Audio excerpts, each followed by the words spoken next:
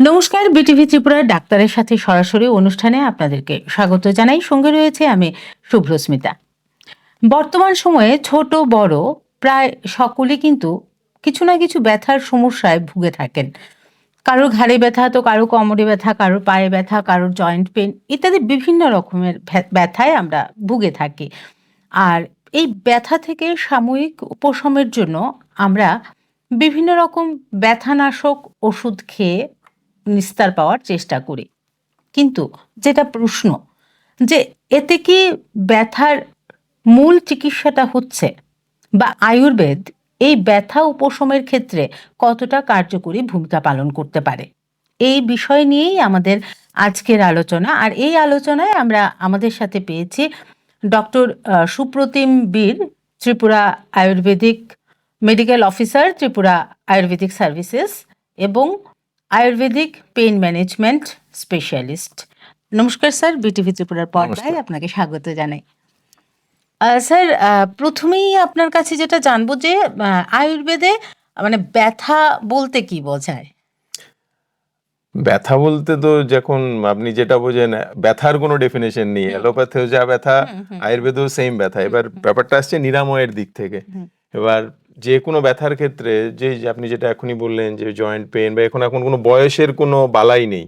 আগে মনে হতো যে 60 ঊর্ধ্ব প্রৌঢ় ব্যক্তিদের ব্যথা বেদনার সমস্যা থাকে, কিন্তু এখন দেখা যাচ্ছে এখন যেই সোসাইটি বিহেভিয়ার বা সোশিও ইকোনমিক স্ট্যাটাসে এখন বয়স ইনডিফারেন্ট, ব্যথা সেম। সেই ইয়ং ছেলে থেকে স্কুল গোয়িং স্টুডেন্ট থেকে শুরু করে মধ্যবয়স্ক, প্রাপ্তবয়স্ক, বয়স্ক সবারই সেম ব্যথা থাকে। এবার এখানে যেটা জানাবার কথা হচ্ছে, সেটা আয়ুর্বেদ সিস্টেমে ব্যথার নিরাময় ততটাই ইফেক্টিভ যেটা ধারণার বাইরে। মানে একটা প্রচলিত ধারণা রয়েছে না, যে প্রচুর মেডিসিন আদৌ কি কমে, যেমন পেইন কিলারের কনসেপ্টটা, পেইন কিলার খেলাম, ট্যাবলেট নিলাম বা ইনজেকশন নিলাম, এতে হয়তো ব্যথা কমে যাবে। বাট এর সাপ্লিমেন্ট হিসেবে, মানে রিপ্লেসমেন্ট হিসেবে, সবার একটা পেইন কিলারের ভীতি রয়েছে না, লিভার কিডনি খারাপ হয়ে যাবে, এই রিপ্লেসমেন্ট হিসেবে আয়ুর্বেদ আপনাকে কতটা হেল্প করতে পারে, এই কোশ্চেনটা আপনাদের মনে আসতে পারে। এর উত্তরটা হচ্ছে, আয়ুর্বেদ যথেষ্টভাবে সফলভাবে দ্রুততার সাথে আপনার ইন্টারনাল এই যে লিভার কিডনি ড্যামেজের ব্যাপার ছাড়া দীর্ঘদিন ওষুধ না খেয়ে তাৎক্ষণিকভাবে আপনার ব্যথা নিরাময় করতে পারে। আচ্ছা, আর এমনিতে ধরুন কি ধরনের ব্যথা বেশি নিয়ে আপনার কাছে রোগীরা আসেন? দেখুন, এখন তো আর্থ্রাইটিক মার্কার তো একটা থাকে, যা আর্থ্রাইটিক পেইন যেটা থাকে এখানে, সেই ক্ষেত্রে ধরুন ইএসআর, সিরিএক্টিভ প্রোটিন, এসও টাইটার, এই যে আমাদের যে নর্মাল আর্থ্রাইটিক মার্কারগুলো থাকে, এগুলো রেস্ট কন্ডিশনে আছে। কিছু কিছু ক্ষেত্রে বয়স্কদের ক্ষেত্রে যেটা দেখা যায় অস্টিওপোরোটিক চেঞ্জের জন্য। কিন্তু এখনকার লাইফস্টাইলের মধ্যে আমাদের কাছে সবচেয়ে যে পেশেন্ট সবচেয়ে বেশি যেটা আছে, সেটা হচ্ছে আপনার ব্যাক পেন।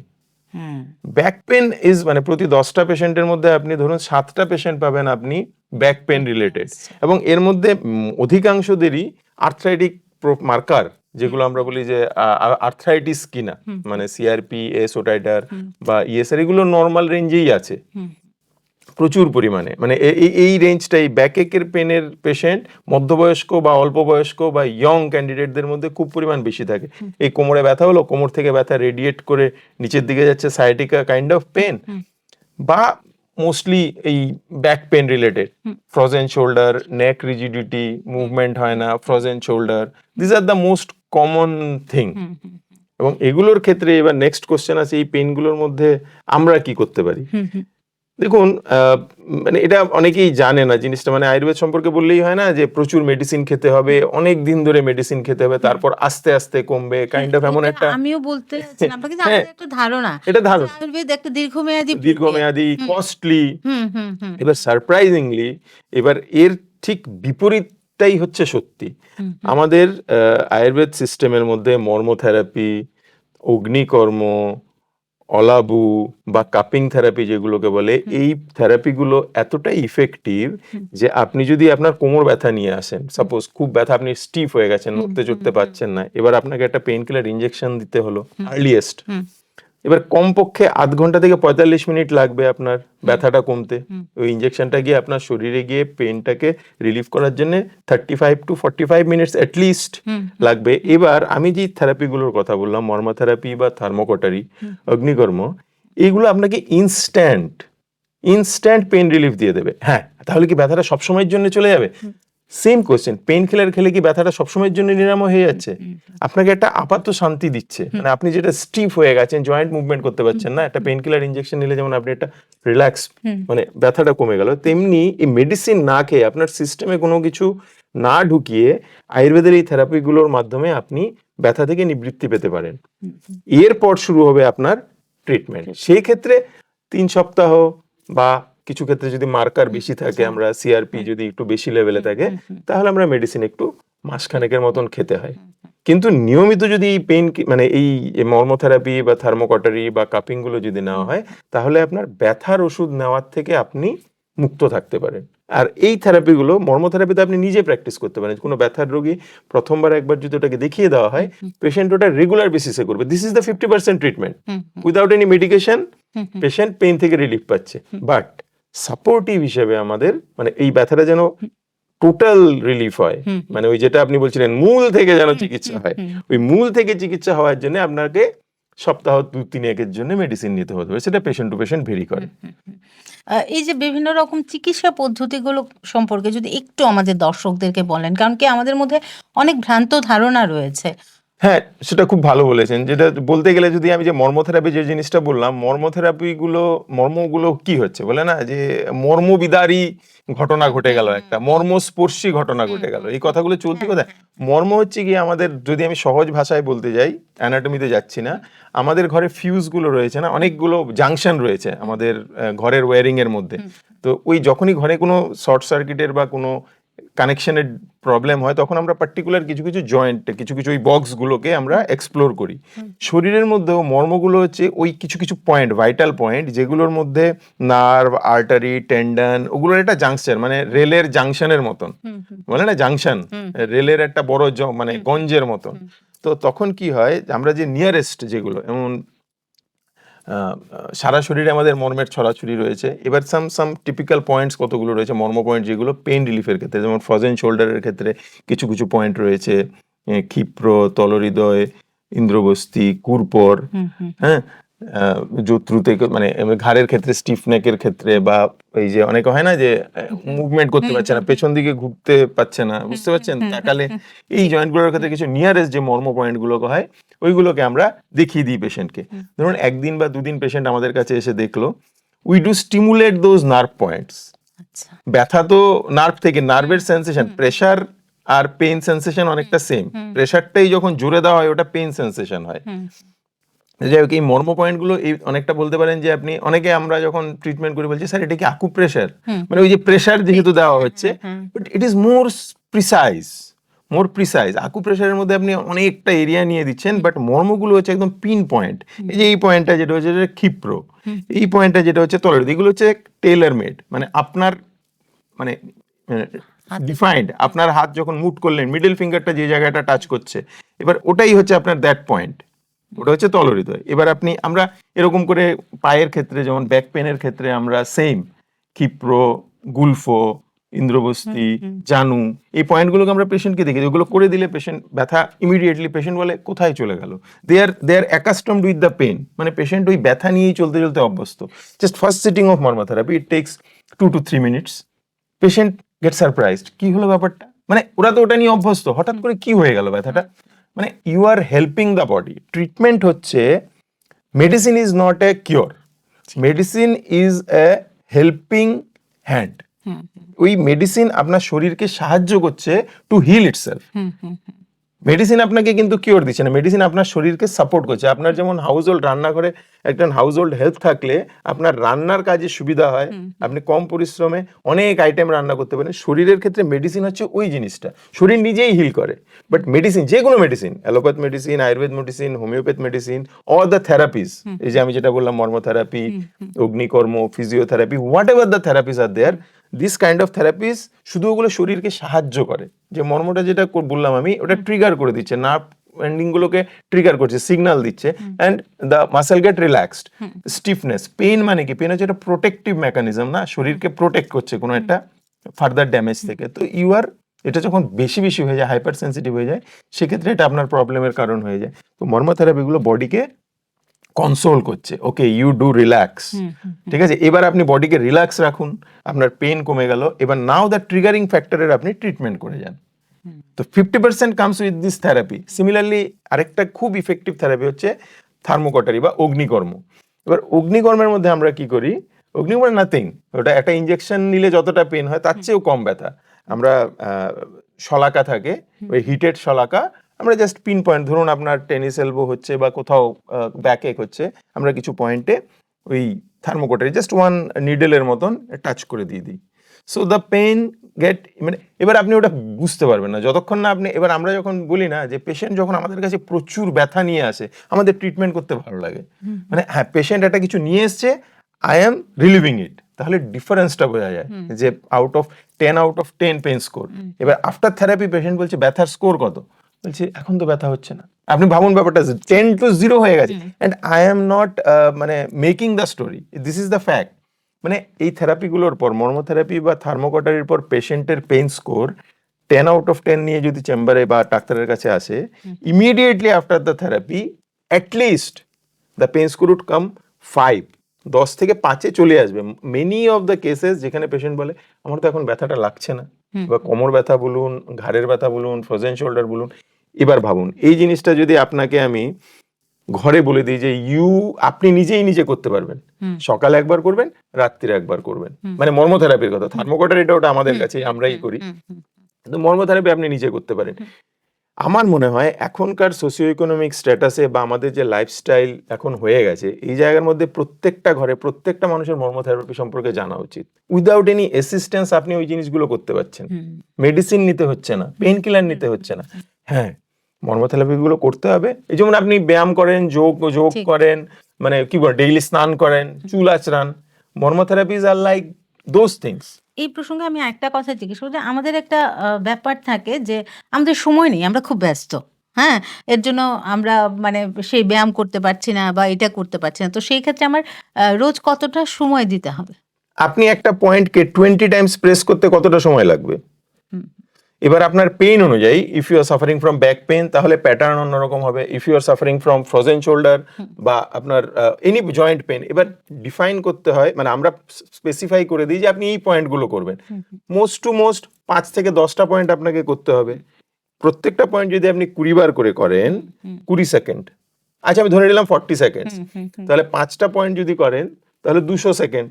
তো আপনি যদি 200 সেকেন্ড সকালবেলা, 200 সেকেন্ড বিকেলবেলা না দিতে পারেন, তাহলে আপনার ব্যথা মুক্তভাবে থাকার কোনো অধিকার নেই। তা আপনি থাকুন, আপনি ব্যস্ত থাকুন, ব্যথা নিয়েই থাকুন, that much time is needed. প্রত্যেকটা পয়েন্টকে 20 টাইমস প্রেস করতে যতটা টাইম লাগে, এবার আপনি স্পেসিফাইড হয়ে যাবে 5টা পয়েন্ট হবে, 7টা পয়েন্ট হবে, না 14টা পয়েন্ট হবে, দ্যাট ইজ দ্য থিং। ঠিক। একটা সময় ছিল মানে এই সমস্ত ব্যথা বলুন বা এটা বলুন, একটা বয়সের পর আমরা এই সমস্ত সমস্যার সম্মুখীন হতাম, কিন্তু এখন আমরা ছোট ছোট ছেলে মেয়েদের মধ্যেও এই সমস্যাগুলো দেখতে পাচ্ছি। এর পেছনে কি কারণ মনে? এর পেছনে একমাত্র কারণ হচ্ছে সংস্কৃত বলে অতি বেলম, মানে বারবার, মানে আমাদের এখন এমন, আমি বারবার যে সোশিও ইকোনমিক স্ট্যাটাসের কথা বলছি না, আমাদের অ্যাফোর্ডেবিলিটি খুব বেড়ে গেছে।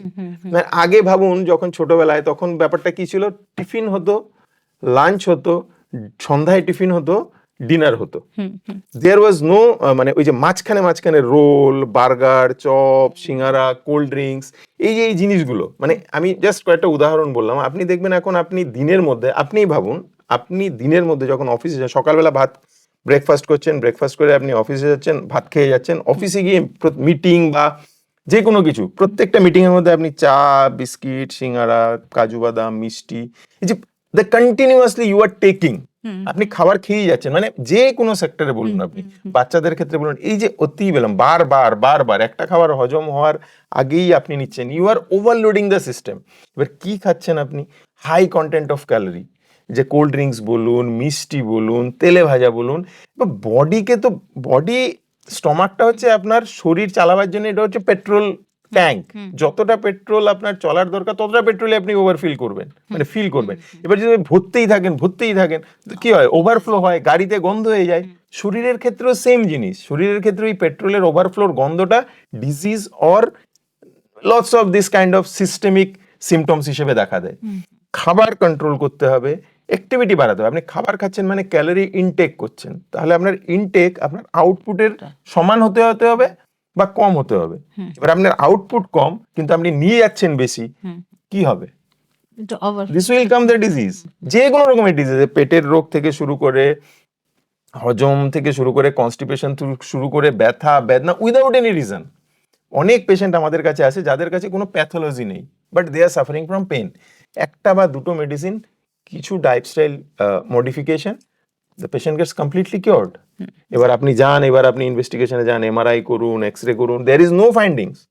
কিন্তু আপনি একটু কারেকশন করে দিন, সিস্টেমকে একটু সাপোর্ট করে দিন। সিস্টেম হ্যাজ এ ক্যাপাসিটি, আমাদের শরীরের এনারমাস পাওয়ার, আর এর ভেতরে তো ভগবান থাকে না।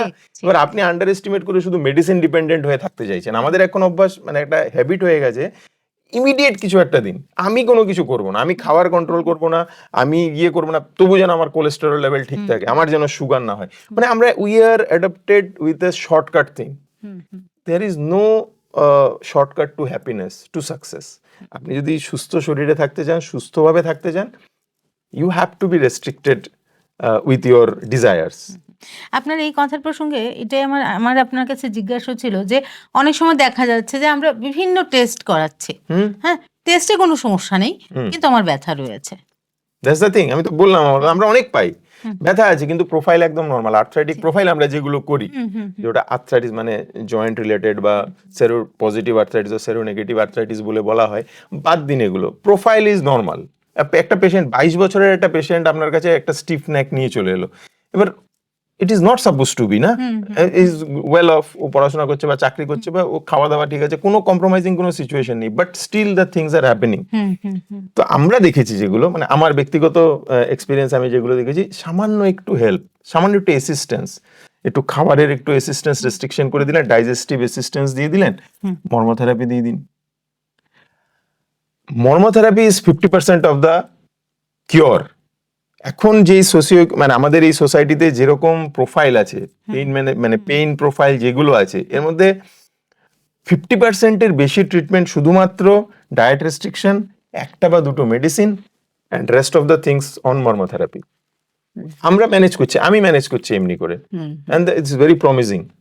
পেশেন্টরাও আপনার উপর আমার উপর ডিপেন্ডেন্ট থাকতে হচ্ছে না, আমাকে মানে আমায় বারবার এসে আমাকে দেখাতে হচ্ছে না। পেশেন্ট আমি দেখিয়ে দিচ্ছি, পেশেন্ট এবার যে কোনো ডাক্তারবাবু যারা করেন ওরা দেখিয়ে দেয়, পেশেন্ট নিজে নিজে ওটা প্র্যাকটিস করছে, দে আর ফিলিং দ্য কিওর। ঠিক। এমনিতে সাধারণত আমরা দেখি যে যারা ডায়াবেটিস বা স্থূলতায় ভুগছেন তাদের ব্যথা বেদনাটা একটু বেশি হয়। নট নেসেসারিলি, থাকে, সবারই থাকে। বা ডায়াবেটিসের ক্ষেত্রে ওটা আপনি মানে যখন ডায়াবেটিক নিউরোপ্যাথির দিকে শিফট করে যায় তখন অন্য রকমের একটা সিমটমস থাকে। ব্যথা মানে ব্যথা এমন একটা জিনিস, এটা মানে নির্বিশেষে, এর কোনো ফ্রেম নেই, মানে কার হবে এমন না, ওর সবার হয়। যেমন অক্সিজেন সবার দরকার হয়, ব্যথা সবার থাকে, ডিপেন্ড করে আপনি এবার ওটাকে কি করে ম্যানেজ করছেন।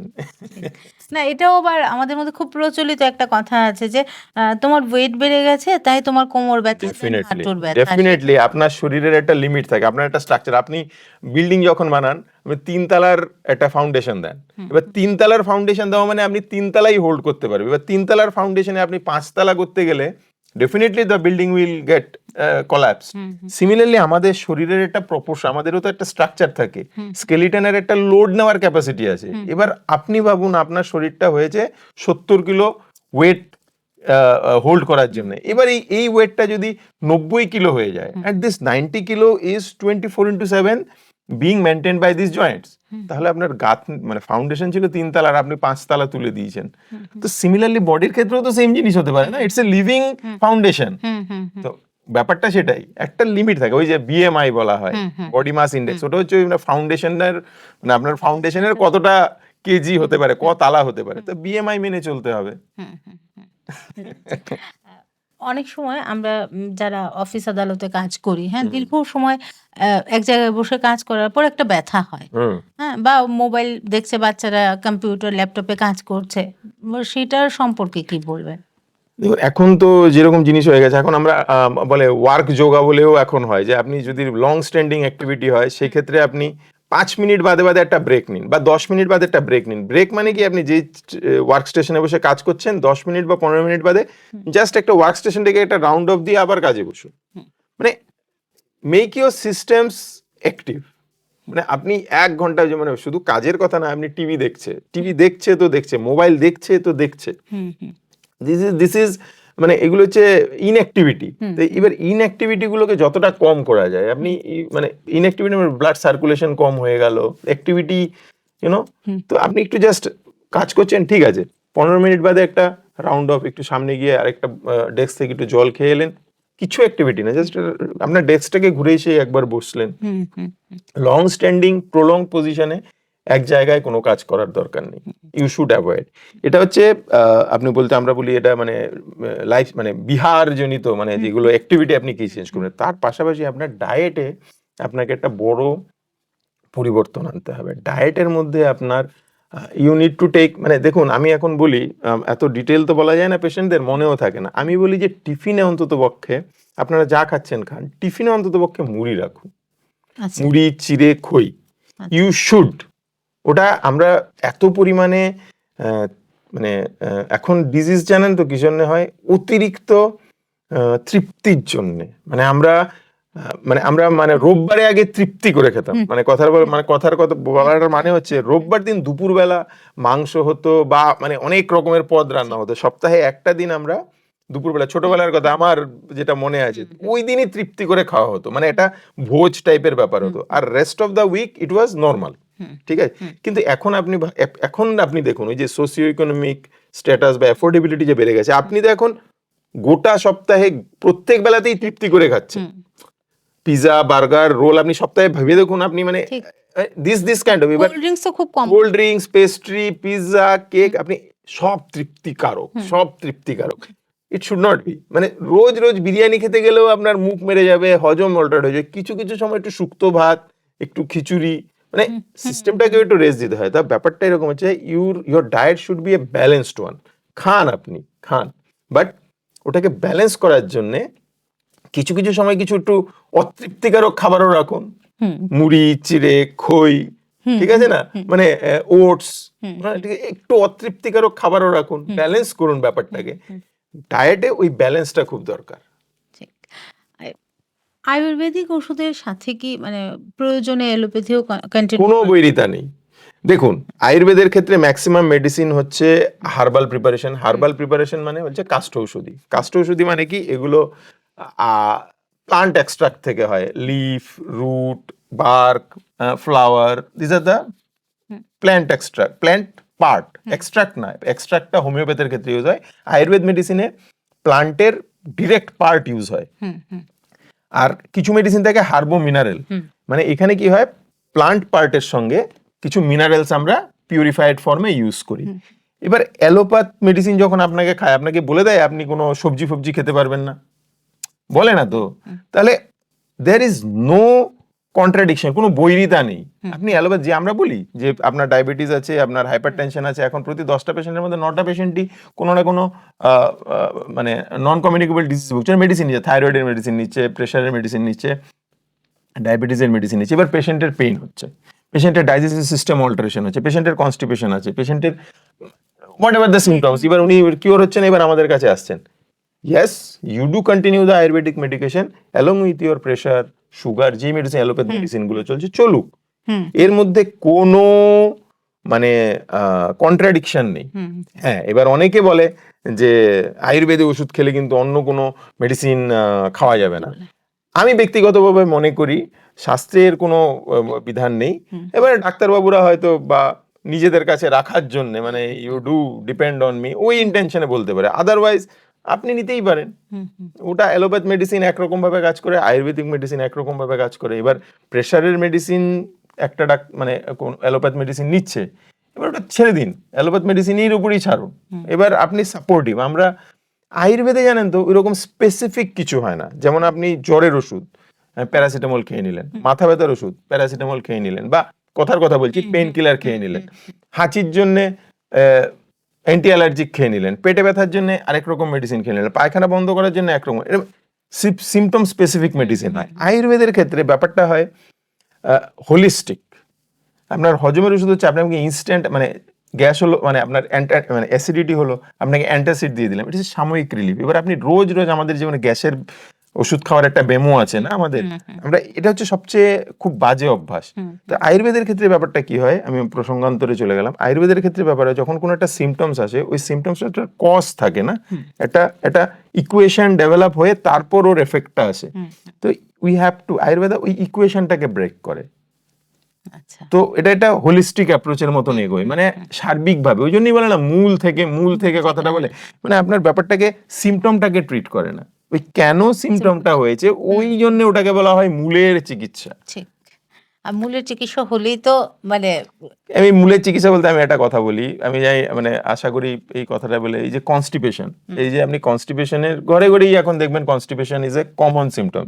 এবার কনস্টিপেশনের উপায় হিসেবে সাধারণ মানুষের প্রবৃত্তি কি, আমার কনস্টিপেশন হচ্ছে, ইসবগুলের ভুসি নিচ্ছে, কেউ সফটব্যাক নিচ্ছে, কেউ ওষুধের দোকানে ডালকুলাক্সও খেয়ে নিচ্ছে, মানে যেগুলো মানে আমরা মেডিকেল প্রেসক্রিপশন ছাড়া এগুলো অ্যাডভাইস না, ডালকুলাক্সও খেয়ে নেয় অনেক পেশেন্ট। এই যে শুধু কি নিচ্ছে, পায়খানা নরম করার ওষুধ নিচ্ছে। কিন্তু কনস্টিপেশনের রুল, মানে কনস্টিপেশন কেন হচ্ছে, কোথায়? Constipation is a complication of indigestion. এবার আমাদের কাছে আসবেন, laxative is a secondary option, initial option is your digestive improvement. এবার আপনি যদি ডাইজেস্টিভ সিস্টেমকে, আপনার হজমকে ঠিক না করে আপনি যদি শুধু পায়খানা নরম করার ওষুধ খেতে থাকেন, তো খেতেই থাকবেন, একটা সময় কাজ করবে না, একটা সময় ব্লিডিং পাইলস থেকে ফিস্চুলার দিকে ডেভেলপ করে যাবে, এবং ম্যাক্সিমাম কেস এরকমই হয়। তো ওই জন্যই হচ্ছে কনস্টিপেশনের মূল কি, ওটা পেটে আছে, কিন্তু পায়খানার জায়গায় অসুবিধা হচ্ছে, কিন্তু মূলটা পেটে আছে। তো পেটের ট্রিটমেন্ট করতে হবে, তাহলে গিয়ে পায়খানার জায়গার অসুবিধার নিবৃত্তি হবে। আমাদের মধ্যে আরেকটা খুব একটা প্রবণতা যেটা দেখা যায়, যে আমরা অনেক সময় আয়ুর্বেদিক ওষুধের অ্যাড দেখি।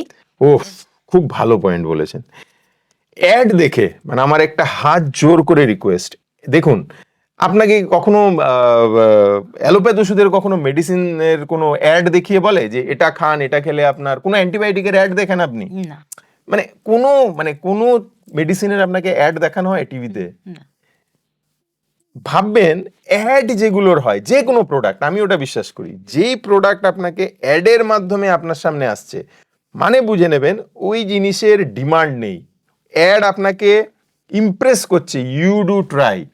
এটা হচ্ছে সর্বোপরি প্রোডাক্টের ক্ষেত্রে কথা বোঝা গেছে। গোপালের রসগোল্লার অ্যাড আপনার হয় না, আপনি যখন বাড়িতে কোনো স্পেশাল গেস্ট আসে গোপালের দোকান থেকেই রসগোল্লাটা আনেন, ওটার জন্য অ্যাডের দরকার হয় না। মুড়ির অ্যাড হয় না, ঠিক আছে না, কিন্তু মানে পিৎজা, বার্গার, লেগ ওই কি বলে আপনার চিকেন ফ্রাই, ওগুলোর কিন্তু অ্যাড হয়। সিমিলারলি আয়ুর্বেদ মেডিসিনের যেই অ্যাডগুলো আসে, ওইগুলোতে অ্যাডের মধ্যে যেই প্রোডাক্ট, যেই প্রসিডিওরের কথা বলা থাকে, সেগুলো থেকে শত হস্ত যোজন দূরে থাকবেন। মানে এটা আমার ক্লিয়ার কাট ইনস্ট্রাকশন। মানে মেডিসিন, আয়ুর্বেদ এমন জায়গায় যায়নি যে ওটাকে অ্যাড করে চালাতে হবে। 5000 বছর আগের সিস্টেম, এই মোঘল ইন্ট্রুশন, ব্রিটিশ ইন্ট্রুশন, তারপরের এতদিনের নেগলিজেন্স, এর পরেও যখন সিস্টেম অতটা ইফেক্টিভ, আমরা এতটা পরিষেবা দিতে পাচ্ছি, এর অ্যাডের দরকার হবে না।